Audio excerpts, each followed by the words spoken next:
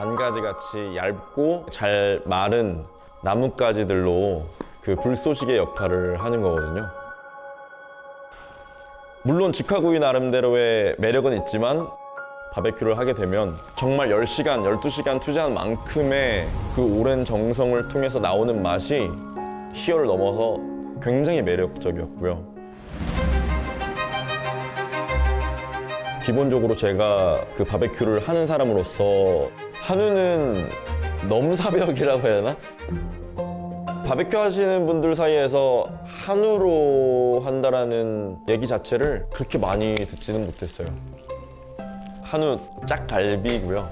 그 살치살 구이로 먹어야 된다라고 당연하게 생각들을 하시는데 같이 한번 바베큐를 해봤습니다. 구덩이에 불을 떼고 담을 세워서 열을 막아주고 간접열과 그 발생하는 연기로만 조리를 할 수 있는 방식으로 끊임없는 불과의 싸움이라고 보시면 됩니다. 장작의 성질, 날씨, 변화무쌍 하거든요. 급격하게 온도가 오르면 지방이 질겨진다거나 그런 것들이 있는데 저온으로 천천히 심부 온도를 올려가면 지방이 녹아내리면서 부드러워지게 바뀌어요.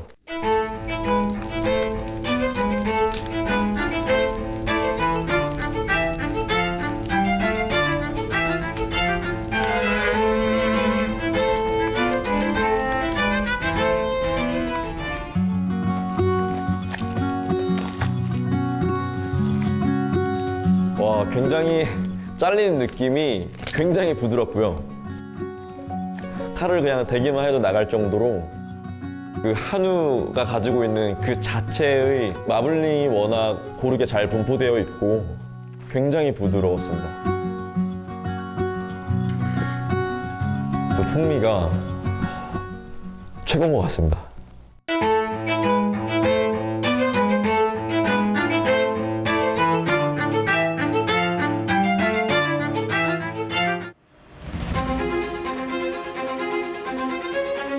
옛날에는 고기라고 하면 육은 소고기를 의미하는 거예요. 다른 고기는 육이 아니에요. 그 정도로 소고기는 우리 민족에게 되게 중요한 고기였고, 소고기를 어른들한테 드린다는 것은 최고의 정성을 바칩니다라는 이야기거든요. 한국인의 소고기는 이상이자 목표인 음식이었던 것 같아요.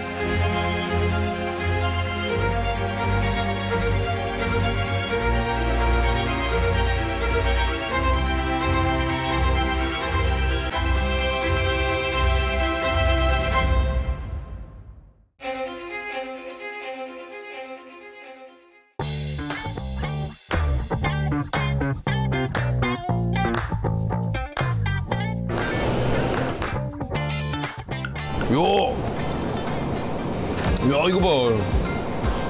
우리나라만이 갖고 있는 독특한 문화. 고기를 워낙 사랑하다 보니까 우리 고기가 워낙 고가이다 보니까 좀 더 저렴한 현실적인 가격에 한국에서 태어난 게 감사하죠.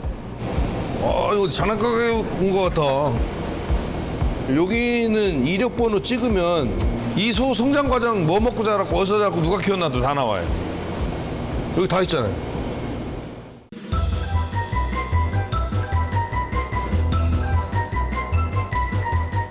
송아지가 태어나면은 꼬리에서 털을 하나 뽑습니다.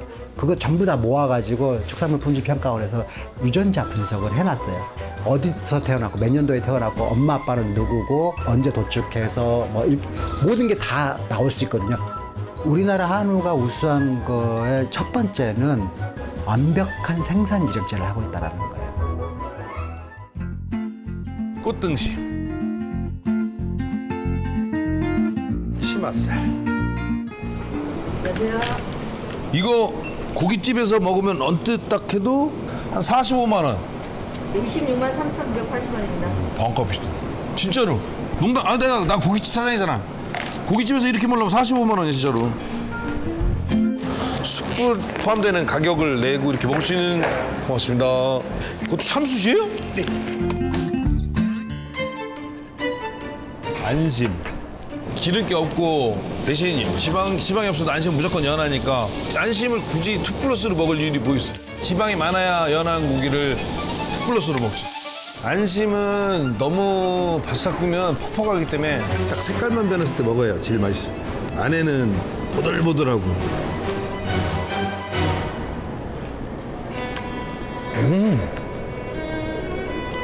육향이 좋은데? 해발이 한 700m 이상 되는 고지에서 키우는 거라 육향이 좀 달라요. 이게 참 소들이 민감한데 각자 지역에서 키우는 소들의 특징이 있어요. 제가 여태까지 먹어보면 고기가 한쪽 면이 살짝 타거나 살짝 누운 게 더 맛있어요. 그래서 그 탄 맛이나 눈 맛이 고기로 계속 들어가야 돼.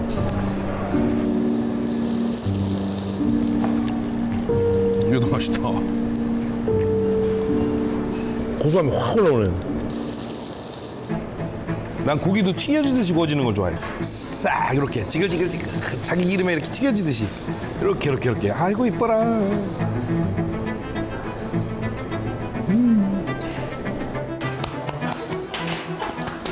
자 이제 본격적인 진짜 이 알등심 잘 구워야 돼.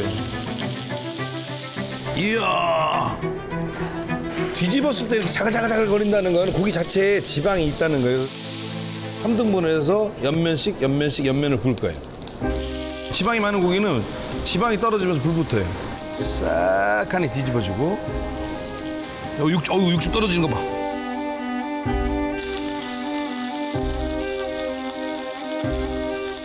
등심 안에 있는 지방층은 열을 받아서 활성화가 싹 돼서 살짝 녹으면서 고기는 아직 살짝 덜 익으면서 육즙을 갖고 있는.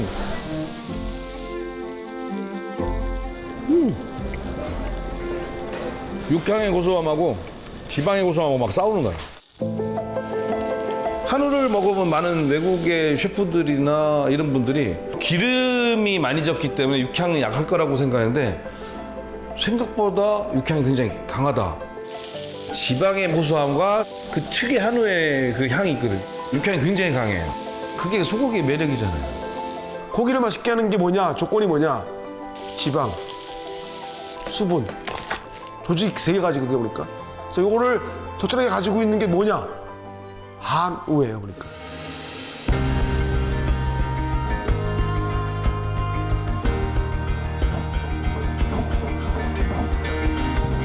소는 가장 신성한 존재였고 큰 덩치였기 때문에 하늘에 대한 가장 우리가 귀한 걸 바친다 그런 의미가 다 있고, 유풍습에서 소를 바치는 건 되레다 그래가지고 가장 큰 제사예요. 법률로 소고기 잡아먹었다고 최대 사형에 처하는 법률을 해놓은 나라는 세계에서 우리나라밖에 없었을 거예요. 조선시대 때 그런 법률이 있었지 않습니까? 그런데도 잡아먹었잖아요. 얼마나 소고기를 좋아합니까? 국가 정책으로는 조선 말기까지 금육입니다. 명절 때가 되면은 갑자기 다리를 저는 소가 늘어난다. 그 이야기가 뭐냐면은 다치거나 해서 일을 못한다. 그러면 이제 도축 허가를 내주거든요. 이렇게 해서라도 먹는다. 서울에 20서너 개의 현방이 있었어요. 그 다음에 지방 군현이 360개가 정도 있었거든요. 그럼 360개 군현에서 하루에 한 마리 잡아라는 얘기로 나와 있어요. 그러니까 공식적으로 잡은 게 500마리고 민간 500마리 합쳐가지고 17세기 이후에는 하루에 1000마리 잡았을 것이다. 도대체 우리가 하루에 소를 몇 마리씩 먹어 치우느냐. 그렇게 한탄을 할 정도로 소고기를 많이 먹었죠. 18세기 넘어가면서부터 조선에서 그림이 나올 정도로 고기 굽는 문화가 굉장히 성행을 합니다. 규장각에서 이제 정조가 학자들한테도 같이 이렇게 구워 먹었다는 기록이 있는데, 이게 이제 점점 퍼져가지고 온 나라 안에 이 고기를 구워 먹는 문화가 퍼졌다. 중간에는 보면은 물판이 있는데 예전에 병졸들이 쓰던 번거지 모자하고 비슷합니다. 옛날 이제 전립을 뒤집어 가지고 그 챙 부분에다가는 고기를 구워 먹고, 중간을 넓혀서 고기와 채소를 다 넣고 끓이면 전골이 되는데, 전골이 이름이 전립투골에서 나온 거거든요. 조선시대에는 정을 나누면서 고기도 먹고 국물도 먹는 이런 좋은 날라회라는 고기 구워 먹는 회식 문화가 있었다.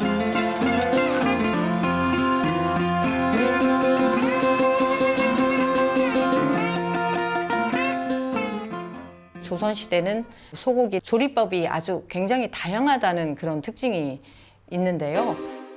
소 양을 가지고 만두를 만든다든지 중탕 요리를 해서 그 즙을 취해서 한자의 보양식으로 이용한다든지 쇠고기로 솔잎처럼 가늘게 이제 채를 썰어가지고 거기에다가 메밀가루를 입혀가지고 면으로 만들어서 육면이라고 하고 심지어는 발효도 시키고 포로도 만들어서 먹고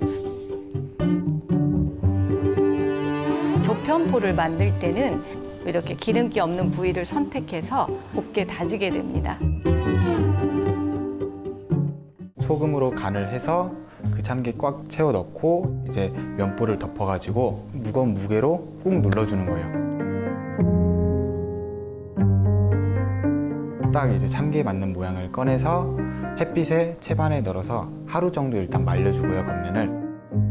짚을 깔고 항아리 속에다 이제 넣게 되는데요. 그 짚에 균주들이 곰팡이가 일게끔 해서 발효가 되는 거죠, 서서히.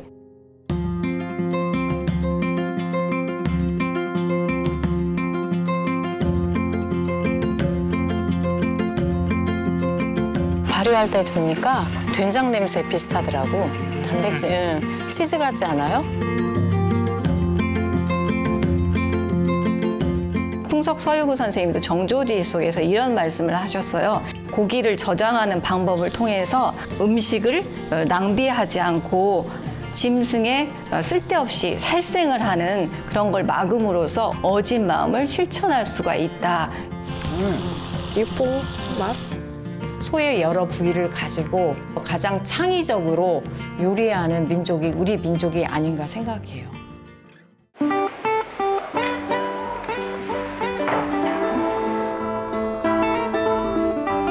부위마다 맛이 다 다르다는 것을 한국 사람들은 미각적으로 굉장히 오래전부터 훈련을 받은 겁니다. 이 나눈 고기마다 조리법이 따로 있다는 겁니다. 여기에는 어울리는 게 어떤 채소와 어떤 장과 이렇게 써야 된다고 나오면 조리법이 다양하니까 이번에는 거꾸로 고기의 종류도 굉장히 다양하게 섬세하게 나누어야지 가능합니다. 해외에 있는 도축장도 많이 다녔었는데 한국으로 수출하기 위한 스펙은 좀 다르다. 그러니까 한국에서 원하는 스펙 때문에 우리가 도리어 더 공부를 해서 더 세분해서 잘라낸다는 소리를 듣고 참 굉장히 의아하게 생각했어요. 우리는 우리가 그렇게 소고기를 외국에 비하면 많이 먹지는 않는데 종류는 부위를 그렇게 나눠서 먹나? 그래서 진짜 항상 의문이 우리가 얼마나 많은 부분으로 나눠서 세밀하게 해체해서 먹는가 한번 해보자 하고 도전을 했는데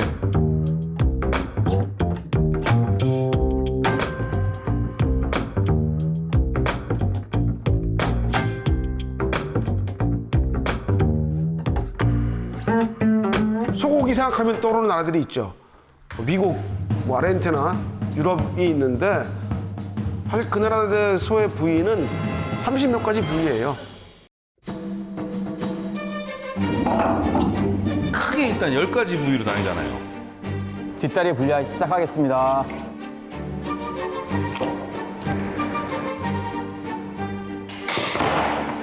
우둔 띱니다. 우둔 뒤쪽에 있는 엉덩이 쪽에 설도. 여기 설도입니다. 이제 정각 이제 손질할게요. 여기가 앞사태, 그다음 다리 쪽에 있는 사태. 여기가 앞다리, 우리가 제일 많이 알고 있는 갈비. 여기는 업진양지. 여기서 여기까지가 이제 차돌. 다음은 이제 등심이요. 등심이요.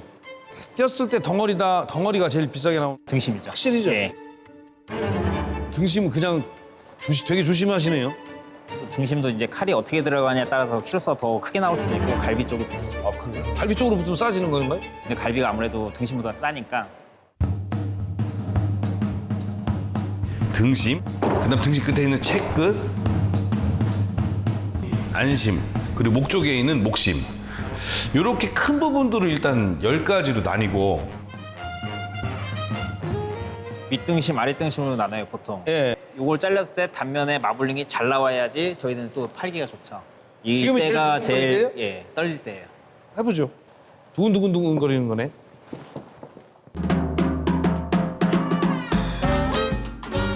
폈을 때 이야.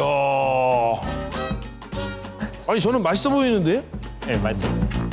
아무래도 이게 툭 뿌려가지고 제일 높은 등급이어가지고 1,300만 원이 넘는 소요 한 마리.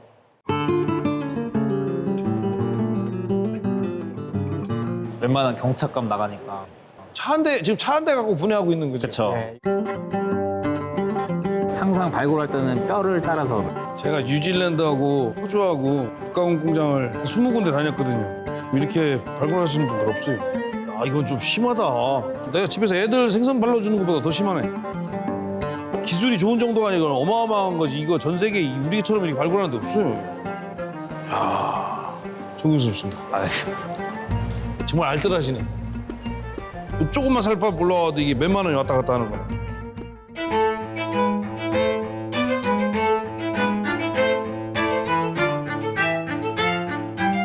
요게 이제 안창인 거지? 네. 제가 개인적으로 제일 좋아하는 거. 아, 저도 아, 그러지? 단골 정육점에다 얘기 미리 해놔야. 예, 아는 사람만. 이야, 제일 비싼 거. 저는 먹어보니까 이게 제일 육향이 좋던데. 3, 4, 5, 6, 7번대 생갈비로 판매가 돼서 제일 가격이 높은 분. 본갈비. 이렇게 하면 꽃갈비. 갈비만 대략 12부위 정도로 나뉠 수가 있었고 이게 진짜 어디 차돌구이집 가면 진짜 맛있게 썰어주는 차돌인데 차돌 지방이 딱딱하고 여기가 섬유질이 굉장히 많다고 하더라고요.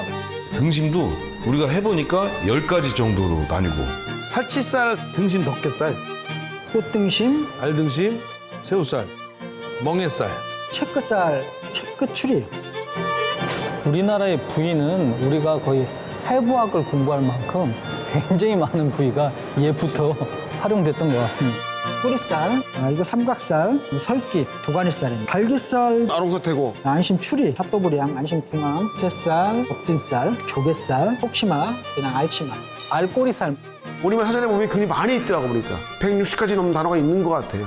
있는데 겹치는 단어가 있고 한글에 보면 우리 민족이 불렀던 소의 부위의 이름들이 남아있거든요. 걸랑이라고 한다든지 양 긴 머리부터 등뼈 마루 뭐 이런 식으로 세세한 그런 이름들이 있고 그걸 이제 한글 학자들도 귀하게 여겨서 이제 한글이라는 책에다가 기록을 해놓고 있어요. 사실은 살코기 명칭보다는 내장이나 머리가 많습니다 보니까. 왜냐면 서민들이 먹던 음식이니까 조금이라도 더 이렇게 병 붙여가지고 부위를 세 번에 먹는 거죠 보니까. 처음에 할 때 이게 에이 설마 120가지가 나올까라고 생각했는데 진짜로 해보니까 120가지가 나오더라고요.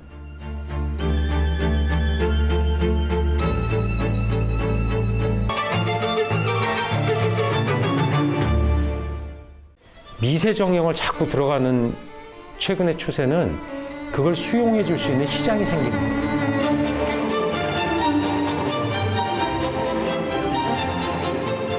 토지살이랑 안창살입니다. 샷도브리앙입니다. 안심중에 제일 고급 부위 중에 하나고요. 이거는 안심추리. 이거는 샤브샤브인데 살치살. 이거는 아롱사태와 카비아인데 이것은 채끝입니다. 이거는 트러플 삼각살이라고 하는. 미식의 세계가 넓어지고 남보다 먼저 그런 다른 부위를 먹고 싶고 다르게 가공된 것을 먹고 그러니까 120가지 정도 했다면 사실 끝까지 다 간 거예요.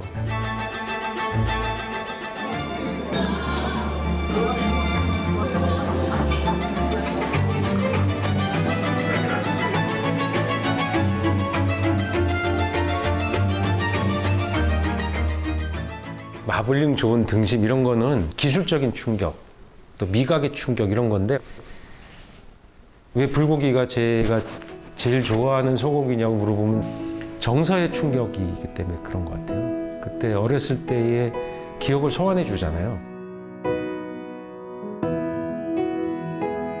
그러니까 맛있지 않았던 것도 행복했던 시절에 먹었던 음식은 그 맛이 더 좋게 느껴지고.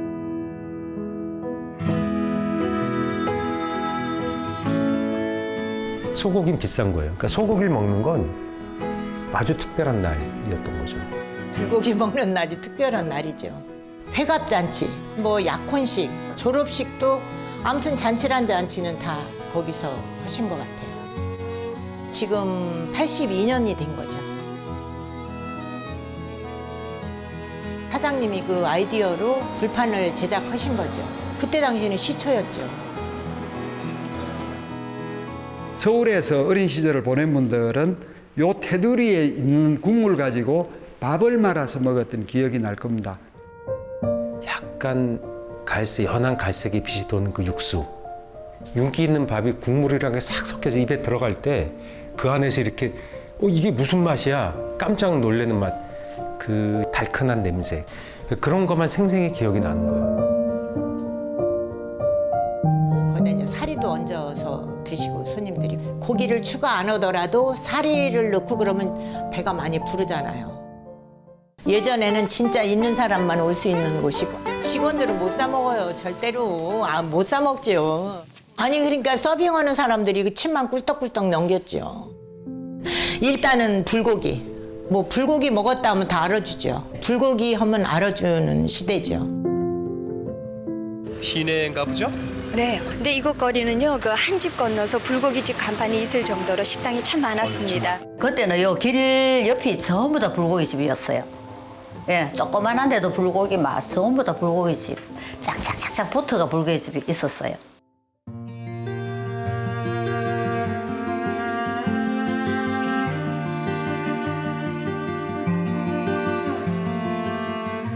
언양 불고기는 경부고속도로가 생기고 다른 데서 이제 노동자들이 많이 들어오잖아요. 그럼 먹을 것도 별로 없고 이래 하니까 식당 같은 데서 집에서 조금씩 뭐 간장 소스도 하고 소금에도 절여놓고 이래 뭐 집에 밥 반찬으로 이제 드시던 그거로 불고기로 만들어서 쓰다 보니까 그게 좀 유래가 돼가지고 그때부터 언양 불고기라 하는 게 이제 유명해지면서 다른 지역에서 사람들이 들어오시고 경부고속도로 나오면서 거리가 이제 좀 좁아지고 하니까 그때부터 이제 저 이쪽으로 서울 쪽에서도 많이 왔어요. 그때부터 많이 이제 알려졌는 거죠. 설도, 사태, 양지, 등심 이렇게 섞어서 쓰는데 주로 등심을 한 50% 씁니다. 등심이 부드러운 부분이 더 가야 이제 고소한 맛도 나고 그래야 육즙이 살아나요. 한우 중에서도 암소만 사용하고 있습니다. 불고기 양념은 간장, 설탕, 마늘, 참기름. 언양 불고기 특징이라 하면 국물이 아예 없어요. 약간 달면서 약간 짭조름하다 해야 되나. 굽는 것도 잘 구워야 됩니다. 굽는 데서 한 50% 이상 좌우. 참숯으로 쓰면 열 강도가 좀 세니까 구울 때 좀 빠르게 이래 구워야 육즙이 많이 살아나는데 굽으면서 계속 손을 봐야 돼. 계속 이 뒤집기를 몇 번을 해야 됩니다.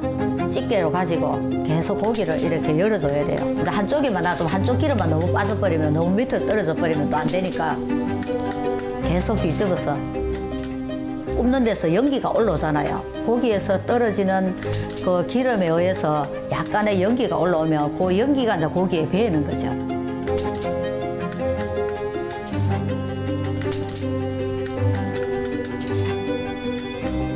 경부고속도로가 시작할 때 노동자들이 젊고 그 아까 돈tum이 있었거든요. 그분들이 저녁 끝나면 불고기에 소주 먹고 육수 불고기가 아니에요. 고깃집을 즐기는 거죠, 그러니까. 60년대 경부고속도로가 나온 음식 문화가 저는 언양 불고기였다. 광양이나 언양 불고기도 사실 역사를 잘 짚어보면 대부분 경제 성장하고 연관되잖아요. 소고기의 소비량이나 소고기의 유행이나 소고기 메뉴의 개발이나 발전은 보통 그 당시 그 지역이나 그 시대의 경제 상황하고도 맞물려 있는 것 같아요.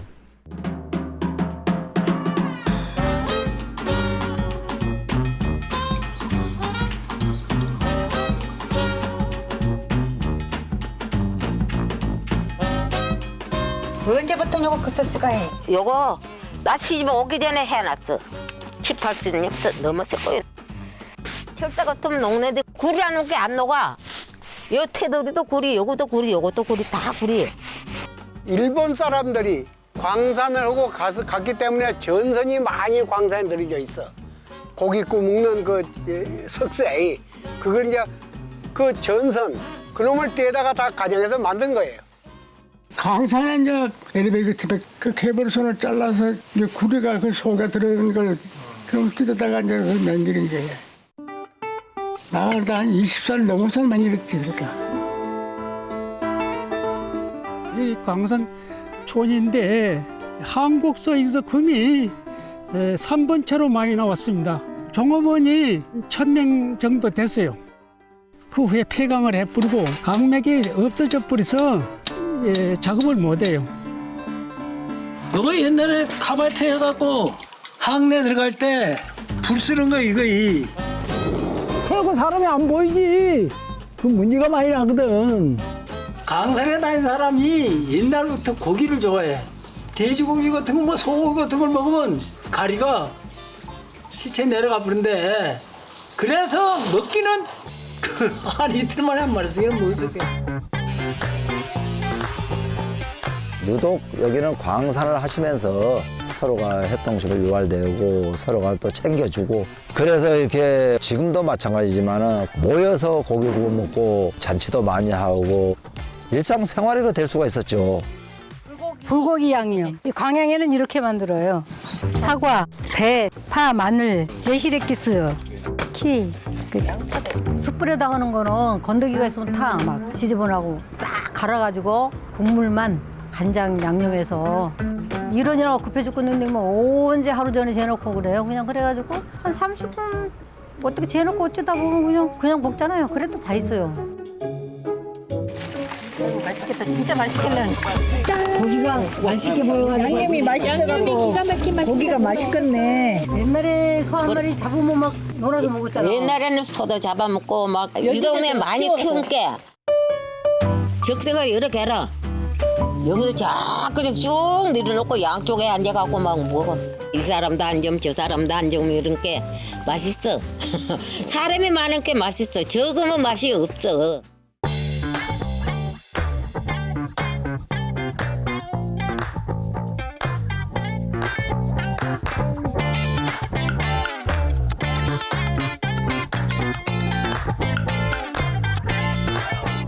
금강을 하시고 나오면은 작업 인구가 많아요.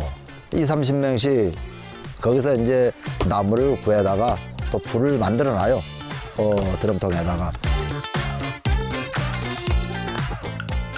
그러면 자연스럽게 이제 좀 불꽃이 좀 적어지면은 그것다가 이제 어울려서 먹고 하루 피곤을 풀고 그랬죠.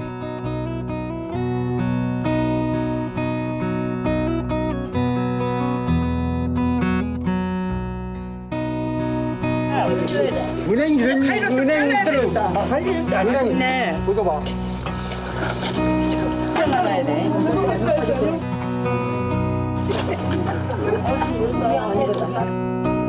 아이고 참 맛있다. 그냥 기가 막히지 맛이 뭐 딴 음식보다도 아주 그냥 뭐 씹는 것도 그냥 금방이고 아주 그냥 기가 막힌 고기지. 깍 씹으면 거에 나오는 그 점이 맛있지. 얍삽한 썰이 갖고 양념을 해갖고 그 점이 나오는 거예요. 그냥 숯불들이 알아줘.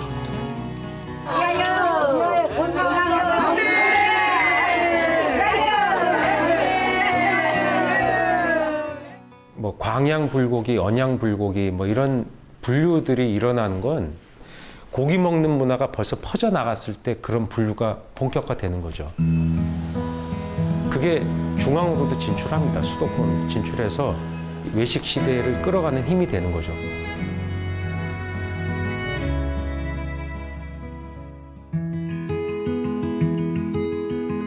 제사 때 올리는 소고기는 산적 있고 당국 있고 육회도 올리잖아. 나 그 시집 와서 처음 먹어보는 게 허파전을 하대. 그 허파전 맛있어. 허파전 소고기 맛있어. 허파전을 꼭 명절 안에 이제 잡아가 갈라고 오면 내장이 오니까 허파전을 어머님 꼭 전을 굽더라고. 저는 또 시집 오니까네 갈비탕, 갈비하고 뼈하고 그냥 고기 덩어리째 넣어가지고 찢어갖고 떡국 끓이고 국 끓이고. 종가 음식이란 제사 음식이라는 거예요. 종가는 봉제사 접빈객이라고 제사를 모시고 손님을 접대하는 거거든. 국가는 종묘의 제사를 모시고 가정에서는 조상들 제사를 모시는 일이 제일 크고 거기서는 반드시 소중한 소를 사용을 하거든요.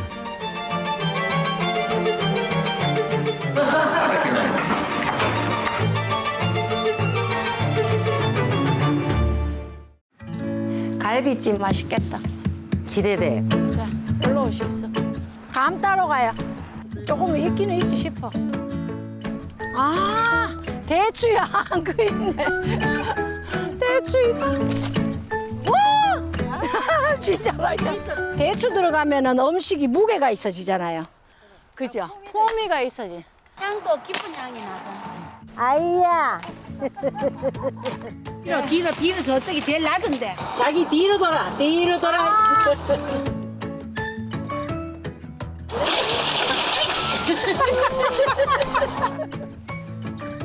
꽃감 간말랭이 만들어가지고 오늘 무슨 잔치 해야 되겠다. 갈비찜은 특별한 날, 대접받는 날, 존중받는 날 그런 날에 먹는 음식. 무 같은 경우에 돌려서 깎고 대추씨가 위험하거든요. 씨를 다 발라낸 다음에 넣어야 돼요. 간말랭이 만들어가지고 파도 좀 다지고 마늘이랑 배도 좀 넣고 이러가. 간장 뭐 조선간장 써요.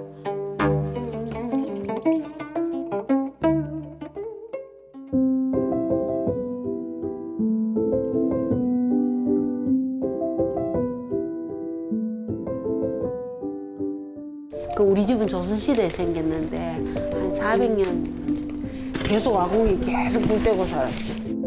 모든 걸 가마솥에 많이 하잖아. 뭐 콩도 삶고 고두밥도 찌고. 요즘 젊은 사람들한테 말하면 불편하겠지. 근데 나는 뭐 내한테는 편할 수 있어요. 큼지막하게 쓰기도 좋고. 불 이거 많이 떼야 돼. 이 정도는 다 있어야 갈비찜이 될 것 같아. 눈물 나지요.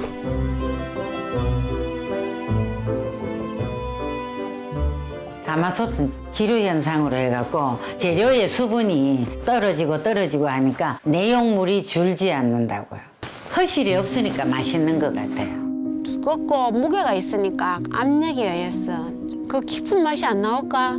가마솥을 거쳐서 나온 거는 신기하게 깊은 맛이 생기고 맛이 달라지는 것 같아요. 가마솥은 약간 보물 같아요.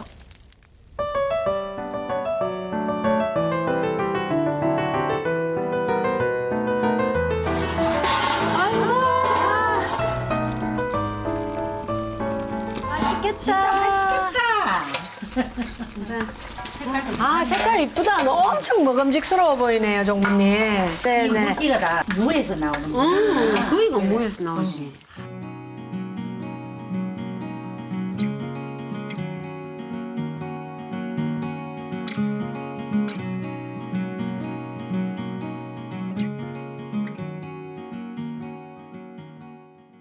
진짜 맛있다. 간도 딱 맞네요.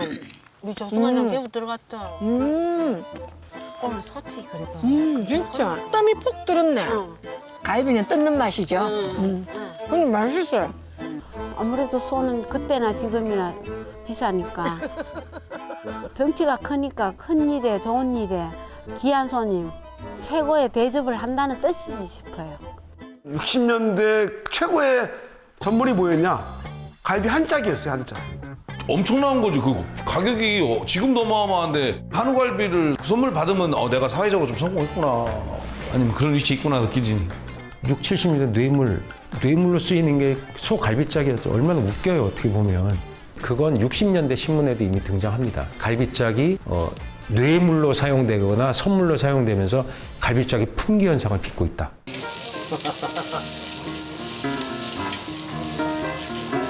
80년대에 가등갈비라 그래가지고 강남에서 생기는데 갈비를 먹는 게 가족 단위의 외식 문화로 정착이 됩니다. 고기를 잘라서 구워주고 이런 서비스를 제공해 줄 수 있는 인력의 공급, 서비스의 확보 이런 게 완벽하게 갖춰지면서 드디어 말하자면 어떤 거대한 외식 산업의 시작이라고 생각하거든요. 한참 많이 왔을 때 어린이날에 제일 잘 됐었는데 그때는 7,000명까지 왔다고 하더라고요.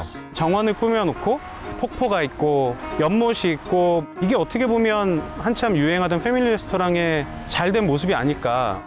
1980년대 후반 들면서 마이카 시대가 닥쳤거든요.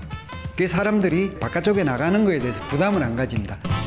그러면서 가든이라는 이름을 붙인 음식점들이 굉장히 많이 생기기 시작을 하죠. 지금 되게 다양한 형태의 여름 휴가를 즐기지만 그때 해외여행을 갈 수 없었기 때문에 가면 무조건 해수욕장이에요. 되게 인기를 끌었는데 해운대도 그 중에 한 곳이었죠. 경부 고속도로가 개통이 되고 신혼여행도 많이 왔었어요. 해운대 쪽으로. 휴가철이 이제 되면은 휴가도 오시고. 피서를 오거나 온전한 분들이 오셔가지고 음식을 먹을 때 그래도 조금 고급진 음식들을 가지고 먹게 되는 음식이 바로 해운대 갈비고. 그분들을 위해서 이제 입소문을 타고 저희들이 많이 알려줬죠.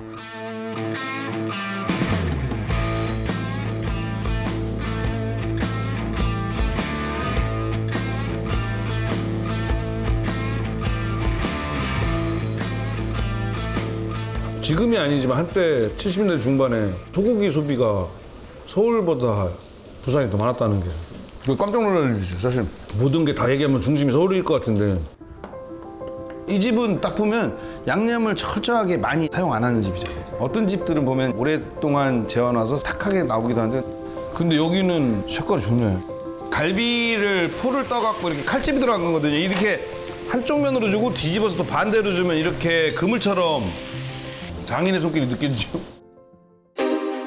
아버님께서 그 당시만 해도 갈비를 제가 알기로는 갈비만 그냥 쭉 이래 해가지고 쓸지도 않고 그냥 냉무로 기억을 하고 있습니다. 근데 저희 아버님이 소위 말해서 다이아몬드 커팅이라 그래가지고 커팅을 해서 양념이 잘 배어들고 고기가 부드럽게 이제 씹을 수 있도록 이제 고안을 하셨죠. 그린갈비라고 옛날에 우리는 그랬거든요. 칼로 그린다 해서.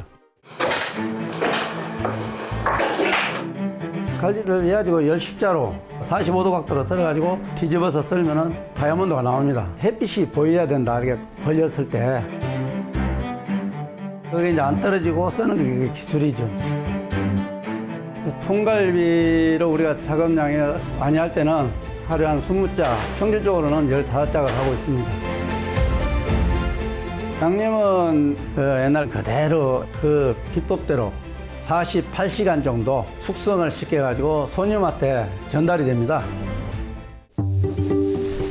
고깃집 가면 어렸을 땐 이랬는데 어디가 자랑하려고 대학생 때 갈비 자체가 나중에 보시면 갈비 뼈 딱 우회를 해서 보면 등심보다 더하면 더했지 이 마블링이 되게 좋아요. 근데 그거를 갈치까지 냈으니 얼마나 연하겠어요.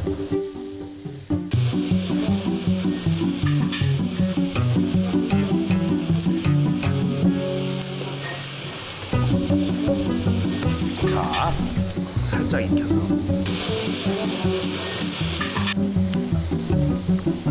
이 갈비는 참 영물이야.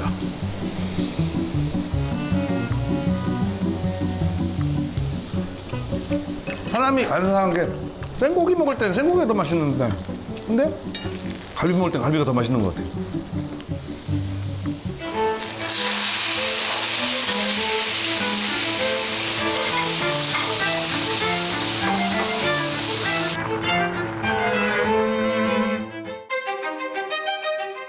(1980년대를) 넘어서면서 경제적인 상황이 좋아지기 시작을 하고 국민소득이 $10,000를 넘었었거든요. 슬슬 고기 본연의 맛을 찾는 사람들이 있습니다. 생고기만 그냥 구워줘도 맛있더라. 경제가 많이 좋아지니까 아무거나 막 먹는 시대가 아니고 우선 골라서 먹고 맛이 있어야지 되고 하다 보니까 등심을 많이 선호하죠.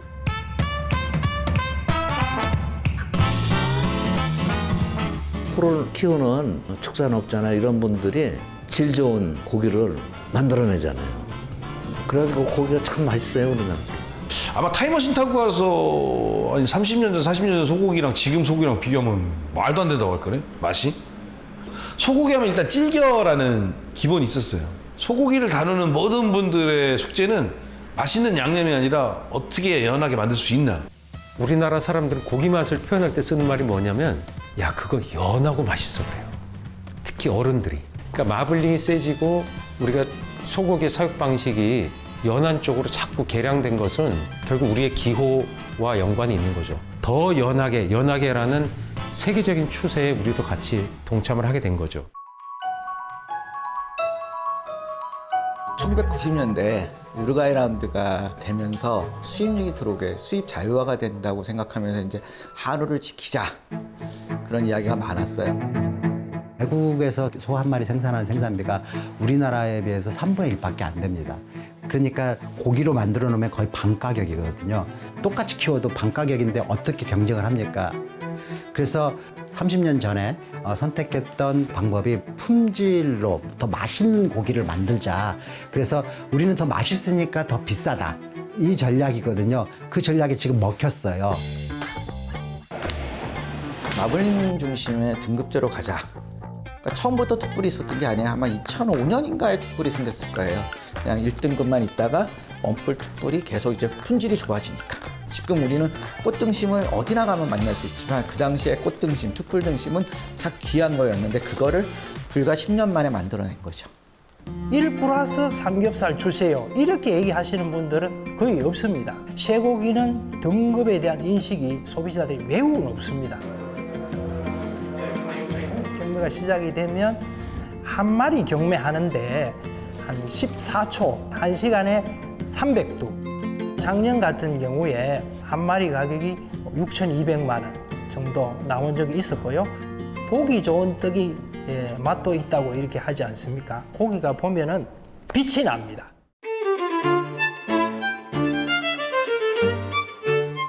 경제적인 발전하고도 맞물려서 소고기의 품종도 변화되고 지방이 끼는 것도 사실 많이 변한 거잖아요. 그전에 지방의 문제가 아니라 살코기가 많아야 됐던 건데 옛날에는. 그러니까 지금은 어떻게 하면 고기의 향이 더 진해질까 아니면 독특해질까로 바뀔 것 같아요. 제 생각에는. 그리고 부위별로 더 세분화 들어갈 수 있을 것 같아요. 젊었을 때는 거의 등심이었지 뭐 다른 거 안 먹었어요. 근데 지금은 이제 제일 좋아하는 부위가 뭐야 하면 안창살이라고 하잖아요. 아직까지는.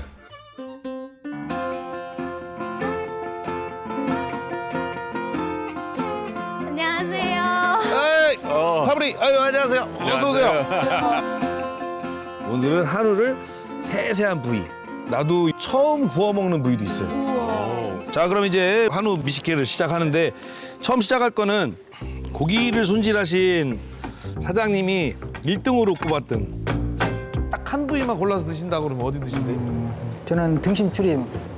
등심 추리, 등심 옆에 붙어 있는. 고기 쪽에 붙어서 길게 있는 거를 추리라고 그래, 추리. 안심 옆에 길게 붙어 있으면 안심 추리. 등심에 이렇게 길게 붙어 있으면 등심 추리. 체크살 옆에 붙어 있는 체크 추리. 체크 추리. 이거는 제비가 날개를 핀 것 같다고 그래서 고기가. 그래서 제비 추리. 신기하다. 싸이가 아니라.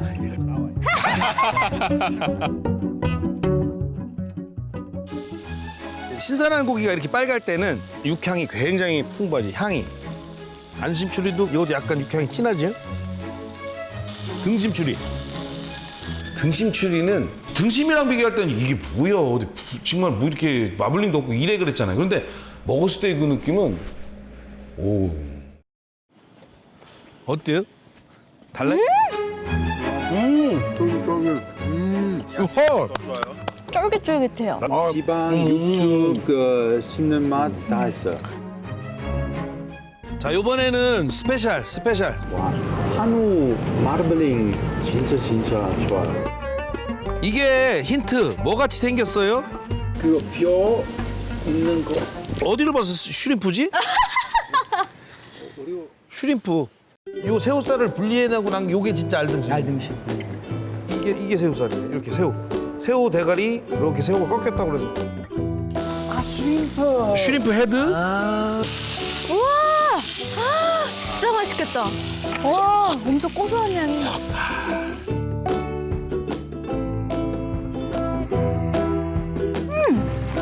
그냥 솔직히 감탄밖에 안 나오죠. 입안에 살살 녹아요. 살면서 처음 먹어보는 부위가 이렇게 많네요. 우리나라 사전에 나와 있는 부위만 136.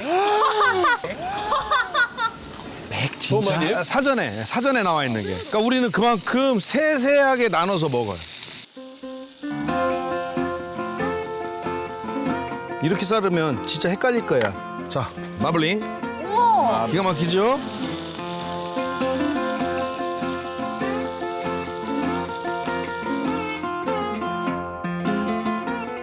부드러워. Every single part has a different flavor and has a different texture. And so I was, how is possible? So amazing. 옛날에는 정형을 되게 신경 쓰는 이유가 어떻게 하면 살점을 조금이라도 더 도려내냐. 지금은 어떻게 하면 서로 색다른 맛을 다 세분해 놓느냐의 차이. 뭐 한 20년, 30년, 150까지 바뀔 수도 있지 않을까. 바베큐 할 때는 직화구이 하면 다 타버려요.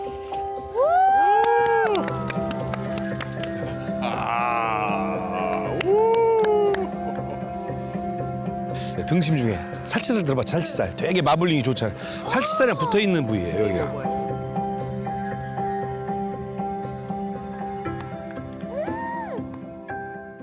이렇게 부위를 다양하게 나누는 건 알았지만 다 먹어보기는 어렵잖아요. 맞아요. 너무 좋은 경험을 해봐서. 미식가의 피가 우리 선조들로부터 받은 거구나. 정말 소 한 마리에서 부위 그 맛이 약간씩 다른 걸 다 찾아내서 즐겼다는 게 자랑스럽기도 하고 또 고기가 귀해서 아껴 먹다 보니까 이렇게 즐기기도 하지 않았나. 완전 새로운 경험이었던 것 같아요. 오늘 먹었던 거. 다른 식감, 다른 맛, 그 육즙 다시 먹고 싶으면 어떡하죠? 어디서 찾을 수 있을까요? 계속 고민하고. 한국에 있어요.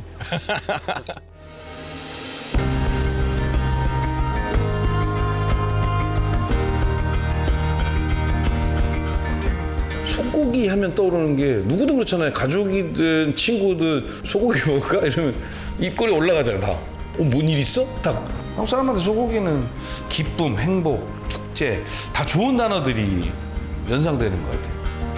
가장 친숙한 음식이었고 그리고 가장 이상적인 음식이었고 가장 귀한 음식이기 때문에 소고기는 한국 사람들한테 그냥 단순한 고기가 아니고 최고의 의미입니다. 훨씬 가치 있고 비싸고 좋은 거 많은데 선물 세트 1등은 소 선물 세트라니까요. 그건 영원히 변하지 않을 가치라고 생각하는 거죠.